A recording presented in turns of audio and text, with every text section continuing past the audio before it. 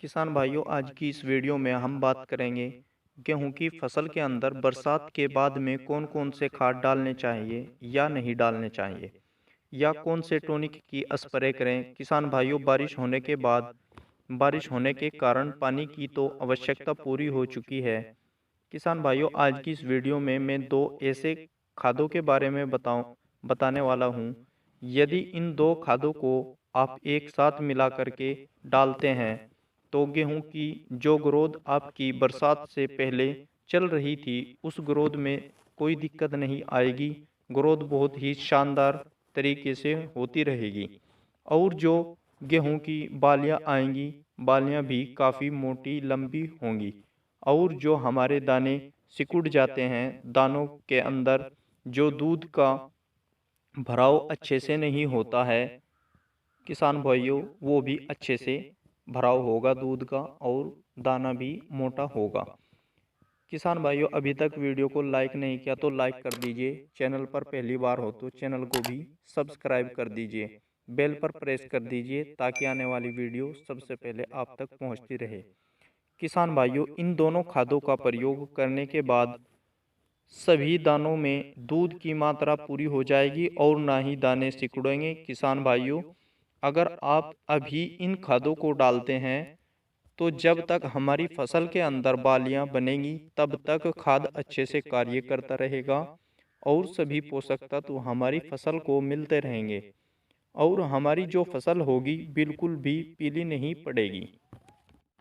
जड़ें काफ़ी मजबूत हो जाएंगी और जड़ें मिट्टी में तेजी के साथ बढ़ेंगी। किसान भाइयों, जितनी भी हमारी फसल की जड़ें मजबूत होंगी उतनी ही फसल गिरने से बच जाएगी। क्योंकि यदि हमारी फसल की जड़ें कमज़ोर हैं, हमारी फसल तेजी के साथ नीचे गिरना शुरू कर देती है। हल्की सी बरसात आई या फिर आंधी चली, उसी में हमारी गेहूं की फसल नीचे गिर जाती है, और जो हमारी गेहूं की पैदावार होगी, जो हमारी बालियां होंगी, में बेकार हो जाएंगी और पैदावार लगभग 20 से 30% घट जाएगी। किसान भाइयों, मैं जो आपको खाद बताऊंगा वो ज़रूर अपनी फसल के अंदर डालने चाहिए।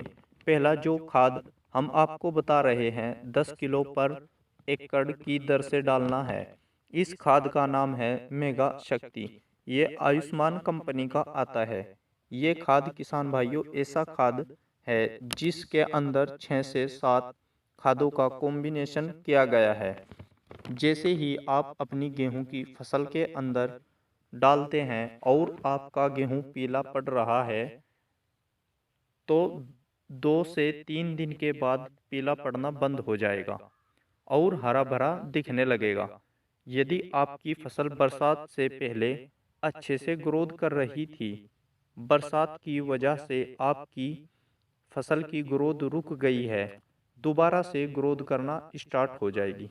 बालियां एकदम ठोस हो जाएंगी, दाना सिकुड़ना बंद हो जाएगा, दाने के अंदर दूध का भराव अच्छे से होगा। किसान भाइयों, इन खादों को डालने के बाद आपको पैदावार में भी 15 से 20% बढ़ोतरी देखने को मिलेगी।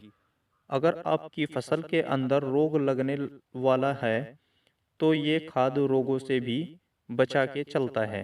साथ में जो खाद हमारी फसल के अंदर बेकार में पड़े हुए हैं, जिन्हें मिट्टी ग्रहण नहीं कर पा रही है, उन खादों की भी शक्ति बढ़ा देता है, जिससे हमारी फसल को में खाद भी मिलने शुरू हो जाए।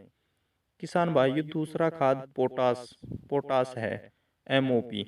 अगर पोटास खाद को मेगा शक्ति के साथ मिला देते हैं तो किसान भाइयों, इतने ज़्यादा फायदे आपको मिल सकते हैं।